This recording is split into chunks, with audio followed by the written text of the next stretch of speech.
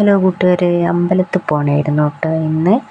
അപ്പം വിഷുവിൻ്റെ അന്ന് പോയിട്ടില്ലായിരുന്നു അമ്പലത്തിൽ. അപ്പം മോളാണെങ്കിൽ ഞായറാഴ്ച പോകും. അവളെ കല്യാണം കഴിച്ചു വിട്ടത് കുറ്റിയാടിയാണ്. ഞായറാഴ്ച പോകും. അനിയത്തേക്കാണെങ്കിൽ ഇന്ന് പോകും കേട്ടോ, വ്യാഴാഴ്ച പോകും. മോനും പോകും, എറണാകുളത്തോട്ട് പോകും.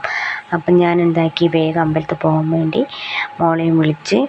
അപ്പോൾ അവൾ ഉറങ്ങുമായിരുന്നു. അവളെ പോയി ഒന്ന് വിളിച്ച്. മോനും ഉറങ്ങുന്നുണ്ടായിരുന്നു. അവന് കടയിൽ പോകണമായിരുന്നു. ചായയെല്ലാം കുടിച്ച് ഞാൻ അമ്പലത്തിൽ പോയി വരുമ്പോഴത്തേക്കും അപ്പോൾ അവനെയും പോയി വിളിച്ച് വേഗം പിന്നെ എഴുന്നേറ്റ് വേഗം ചായയെല്ലാം കുടിച്ച് ഞങ്ങൾ പിന്നെ വേഗം എന്താക്കി ഒരുങ്ങി.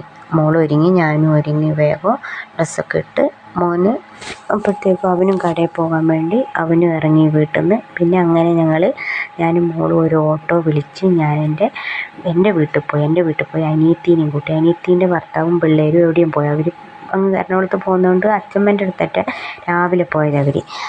എൻ്റെ അച്ഛൻ്റെ വീട്ടിൽ പോയത് അവർ. അതുകൊണ്ട് ഞങ്ങൾ അമ്പലത്തിൽ പോയി. അപ്പോൾ ഈ അമ്പലത്തിൽ എന്ന് വെച്ചിട്ടുണ്ടെങ്കിൽ ഫോണൊന്നും ഉപയോഗിക്കാൻ പാടില്ല. അപ്പം ഫോട്ടോ ഒന്നും എടുത്തിട്ടില്ല കേട്ടോ. വേഗം തൊഴുതിട്ട് ഞങ്ങളിങ്ങ് പോവുകയും ചെയ്ത് ഇങ്ങോട്ടേക്ക് തിരിച്ച് വേഗം വീട്ടിലോട്ട് വന്ന്. പിന്നെ കുറച്ച് സമയം 5 മിനിറ്റ് വീട്ടിലിരുന്ന് കേട്ടോ.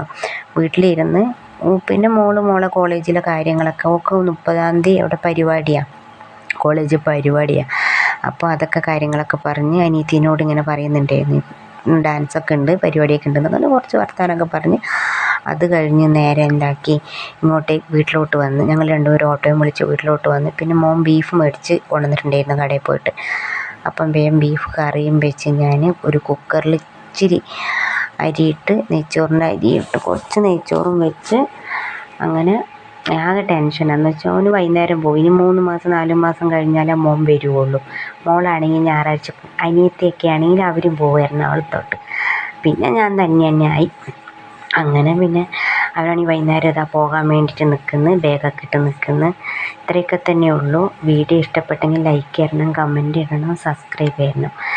ഇത്രയൊക്കെ തന്നെ ഉള്ളൂ ഈ വീഡിയോ.